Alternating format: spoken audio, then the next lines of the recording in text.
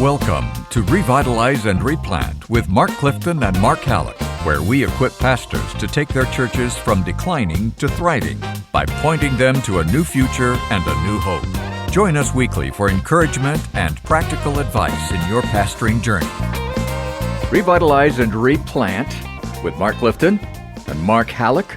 It's I'm Dan early. Hurst. What's up, It's guys? early this morning. This is our first podcast of the morning. The sun has barely squeaked through the basement windows here in Inglewood, Colorado. I know. As we're We in need we need to get this energy going. The energy guys level- do sound like you need some energy. the I'll energy be level in honest. this room is low. It's right low. now. The Coke Zero started to kick I in know. now. I can feel it. We did 72 podcasts yesterday. I think we did. Felt like it, yeah. And we got another 72 Yep. to do today. We're ready. Okay, man. so we We're were ready. talking, just sitting here talking in the Hallock and Clifton on the world famous Inglewood couch. That's right. Yep. As we are in the basement of Calvary Inglewood, and we're talking about there seems to be there's a diversity of ministries that's kind of happened. It's like a river that has kind of forked, and going in not different directions, going in the same direction, but kind of parallel,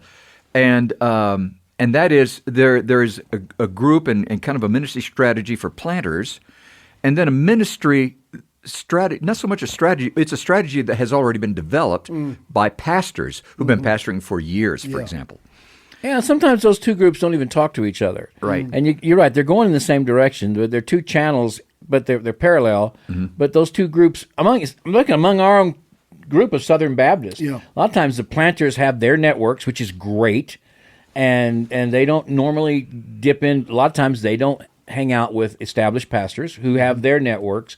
And so it's like these two groups, and we believe that there's a lot they could benefit from each other. So we thought let's do a couple of podcasts where we talk about what the things that planters can learn from pastors and that pastors can learn from planters. Yeah. And so this particular one we'll talk about specifically about the reasons that pastors should spend time with planters. What can pastors learn? Yes, absolutely. And just not even learn as much as renew, because let's face it, all pastors started somewhere as, I mean, they were doing kind of what the young planters have been doing recently. So, but there's some things that we just kind of want to highlight, I guess. Well, yeah, a lot of times when Mark and I are out and we're doing conferences and pastors come up to us and say, my church is stagnant or we're not reaching anybody, we don't have any young people, what should we do?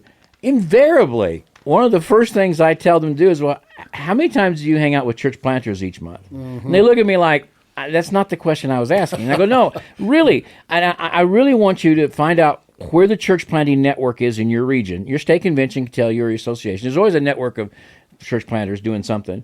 And just call one of them up and say, hey, next time you guys get together for lunch or for a meeting, man, could I come just hang out with you guys? And do you have some training that you guys do together? I said, man, those church planters would love to have you there. And when you go hang out with church planters, you're with a group of men who are, everything about what they're doing is about, how do I reach people? How do I break into this community? And I said, everything that sometimes you're doing as a pastor is, how do I keep people from leaving? How do I keep people from being mad? How do I keep the roof from leaking? Yep. But you need part of that DNA of that initial urge to reach people, to grow, to do something new, to create vision. Totally. And that's where church planters live. And so we'll do this podcast on why pastors need to spend time with planters and what they can benefit from. Then we'll do another podcast because, believe me, planters need to be with pastors. Absolutely. That's a whole nother Both story. and. So this morning, Kyle Bierman, who's over at the controls here, we had breakfast and we were kind of talking about there is something that has happened. He said, "How long have you been at the churches you've been at?" And I've been there for almost 100 years now. Yeah, really. And a thing has happened in our church, and that is that pastors. They get in their little niches and ways of doing things, and they don't go beyond those walls. Yeah, absolutely. And so what we hope you'll discover today is how you can walk through some of those doors that we'd like to open for you to connect with each other. So let's talk about these. That's really good insight, Hurst, because a lot of times pastors we get comfortable doing the same thing, and it's hard for us to learn new things as pastors who've been in the same place for a long time. We get into our routine, and like anything else, it's a little challenging to break that. I played golf. Used to want to play a lot, and one of my young interns was a really good golfer. He played in college, and I said, "Man, come out here, Brad, and just show me, what I'm doing wrong." And so I went out and I did my first, drive, and he said, "I don't know where to begin. Everything you did was wrong. The way you stood, the way you held the club, the way you there wasn't anything you did right." And I'm thinking, well, I've been doing it this way for years. And it's like, so sometimes it's helpful to have a young person look at you and go, you may have had some success with that, but it's not going to get you anywhere. All right. That was that was. Oh, man. Okay, here's number one. You ready? Yes. So number one is this: planters help pastors recover mission and urgency. Let me say something to this. So our church, we're a church planting church. We believe in church planting and replanting. And, you think about the church planter mindset is there is an urgency to reach those far from Jesus. Okay? And I'm glad that you said combined mission and urgency. Yes, So thank you for doing that. Yeah, and there is. In fact, I'm just thinking practically, with our church planners, one of the things we say is we give them the challenge of learning 100 names in 100 days, okay? So 100 names of people they don't know, of people that don't know Jesus in 100 days. So when was the last time a pastor who'd been at a church for 10 years learned 100 new names of unchurched people in 100 days? Exactly. Imagine that. We don't even think in those ways. We don't think in those terms. That's right. No. And imagine if we did. Because a lot of people say, man, how do we move this church on mission? Well, it begins, quite frankly, with the pastor, with us setting the example, but also having that mindset shift. But I got to tell you, as an old pastor, that scares me. Yeah. Oh, yeah. I mean, it's like, oh, man, I don't know that I can do that. That's right. And yet at the same time, I'll tell you this is where, you think about the analogy of, you've got an old dog, and as they get old, they're tired and they sit under the tree all day and they're not moving. And you get a little puppy, and all of a sudden that puppy's nipping at its ears and it's annoying at first. Yeah. But then before long, that old dog's running around with that puppy again. No, that is right. And I think that's what we're talking about here. Yeah, it really is. You know what I'm saying? It's true. And when you talk about the urgency, having been a church planter, as I have, the urgency is, if we don't get this thing up off the ground in 3 or 4 years, it's not going to get up off the ground. Exactly. That's right. If we got 3 or 4 years, because you're really those first 3 or 4 years after you go public worship services. Yeah. It's really imperative that you make some progress at that point. And so really it's kind of like, it's kind of like we got to live on what we if you're a hunter, it's like I'm only living on what I kill. Exactly. I ain't got nothing in the freezer in the locker. Exactly. Okay? So that I don't have a building to fall back on. I mean, you're like, you don't have a locker or a freezer full of food. Yeah, that's right. If I don't get something today, I'm not going to eat. And so church planters live in that kind of urgency. If we don't reach some people, we're not going to be here. Whereas an established church. Yeah. You got the buildings paid for. You got a handful of people who tithe each week. You could probably hang on for a number of years. There's that urgency is not there. Yep, that's right. And so, not besides the fact that the urgency should be the gospel. The reality of it is, but there's an urgency of a church planter that says, dude, we got to get to work. And guys, if you're an established pastor and hear this, it's a little scary, but be encouraged by it. I'm telling you, man. Some of us have been doing this a long time, and we're bored. Yeah. And the Lord didn't call you into this to be bored. Yeah. Do you ever I talk to pastors sometime, and I get the feeling that they're tired of hitting the same nail with the same hammer into the same piece of wood. Yep, that's right. They would like to do something different. Yeah, that's right. And it's like, I'm here, and it's the same thing over and over and over. Man, hang out with some church planters. I love it. And catch some new vision. I love your analogy of an old dog and a puppy. That's great. Number 2, Mr. Hallock. Planters remind pastors to build with simplicity and conviction.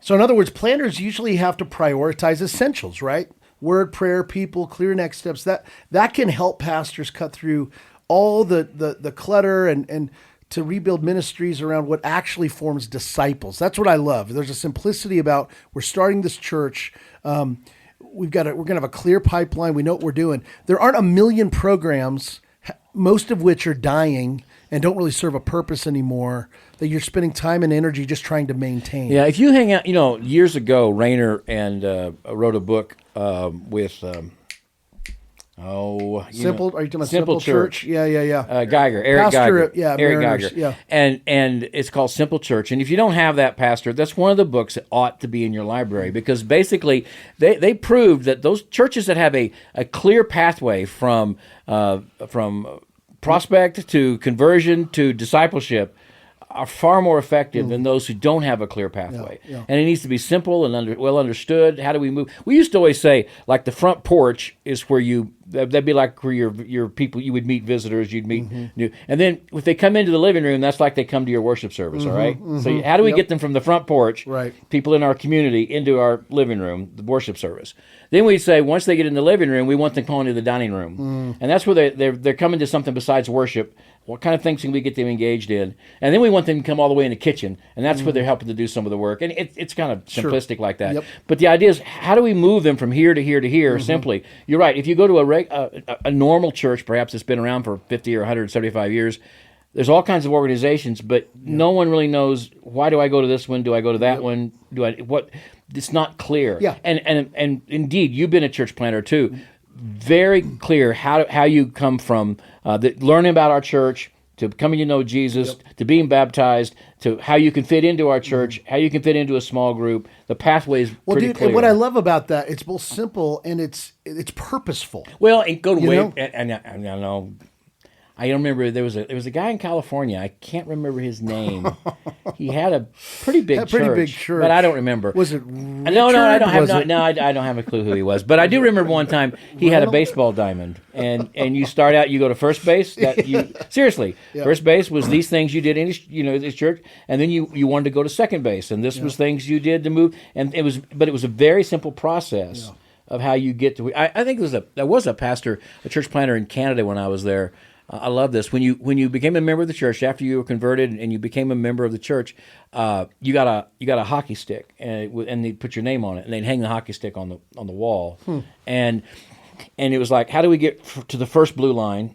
That would be these things. Are you would serious? Do. Oh, I'm very serious. Wow. How you get to the center ice, this is how you do it, and how you get to the second blue line, So how you move, the progression of how I become, more involved in this church and more like a disciple and that kind of thing.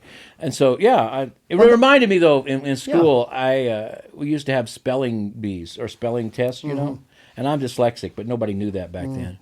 And so the teacher had a bulletin board with a spelling tree, and everybody's name was on an apple. And depending on how well you did on that test, that's how high your apple was on the tree. And I kid you not, my apple was always on the ground. I couldn't spell words. So I thought about that. I thought, what about the poor guy that never gets past the first blue line? Anyway, I'm getting off the subject. But the idea is you have those. I'm still recovering from that. Yeah, I can tell. Thing. I'm sorry. But so I just but how many established churches have a clear pathway, a simple pathway of how do I go from here to here to here in your church? What's the clear direction? And we can learn that from planters, because planters typically have something like that established. They do. That can help us think more If intentionally. you're going to talk to any church planter, he's got a thing of how we move people through the process. Okay, I'm sorry, I took too long. That's go all right. ahead, Hal. Okay, here's number 3. Let's go to number 3. Planters model adaptive leadership for changing contexts. And I love that. Dude, that is so true. Because listen, church planting, man, it requires contextual awareness, right? Constantly. And experimentation. That's one of the reasons you and I love church planting. Yeah. Is it's like, dude, we got to try some stuff. That's You know why. what I mean? That's why it was so. That's why it was such a good place for me to be a church planter, because I like to try new things. Yes. And we used to, when I was training church planters decades ago, we used to always say, everything you do is an experiment. And experiments are never wasted. You learn something from every experiment. Amen. You do not set up that. Oftentimes, established churches, you guys will create win-lose scenarios. Okay, we're going to do this event, and then if it doesn't work out, well, that was a loss. Yeah. We don't do that. We're going to do this event, and we're going to learn from it no matter what happens. It's going to be a win no matter what. No matter what. If nobody right. comes, then we're going to know what didn't work. Yes. And how and we just frame it that way. And church planters are far more willing to take risk. Yes. Because they don't set it up like win-lose scenarios. And say, you know what, we're going to learn from this. Let's probe here a bit. Let's see you find out where God's at work and join Him in it. And sometimes that means you got to probe a little bit. Let's try this. Let's try that. See where the traction might be. That's good. And we're going to learn from everybody. And even when I was in sales, and Dan and I've been in sales, I used to say, you sold. I was in sales. I was pretty good, actually. But it's like, you're going to get 10 no's for every 3 yes. Well, then I need to get 10 no's. Yep, so every no makes me closer to a yes. Yep. That's Well, the point, and again, guys, here's the point. That was true when I was asking girls out, by the way, too. So. We've got to try Before stuff. I was married, I want to say. I get you. Right. But here's the point. We've got to try stuff, and part of that is creating a culture in your church where others, this is huge, in your church feel the freedom to try stuff and fail. Yes. And it's okay. And that means if you want to have a culture where people are actually trying crazy things for Jesus, it has to be a culture of grace. Right.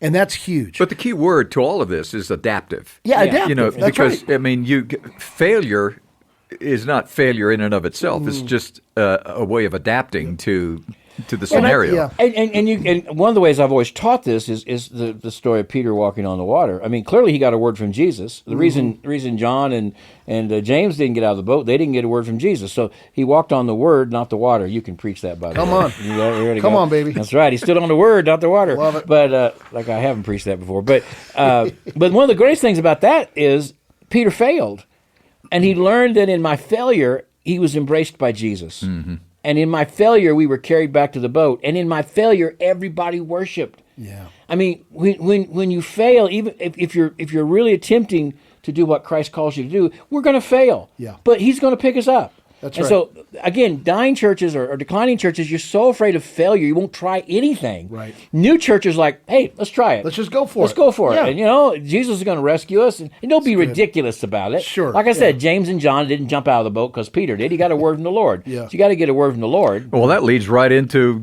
the next point, which is courage. And I do have 4 points for that message. Do you? If anybody, and Do they all start with W? The reason to get out of the boat, requisite to no. get out of the boat, reward for getting out of the boat.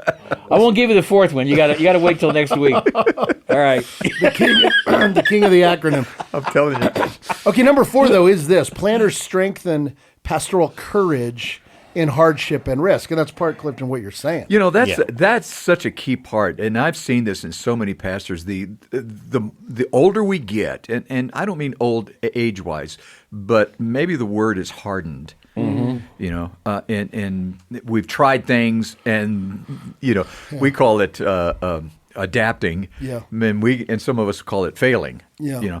And every time that happens, we lose some courage. Yeah. Yeah, I just don't want to try that again. Right. I've tried That's right. something like that, and so many older pastors have lost their courage. And part of it is, in a new church plant, everybody's still thinking about the future, and hey, that didn't work, but let's try something else. But in an established church, if it doesn't work, the people look at the pastor and go, what's wrong with you? Mm-hmm. And he begins to lose credibility among his people.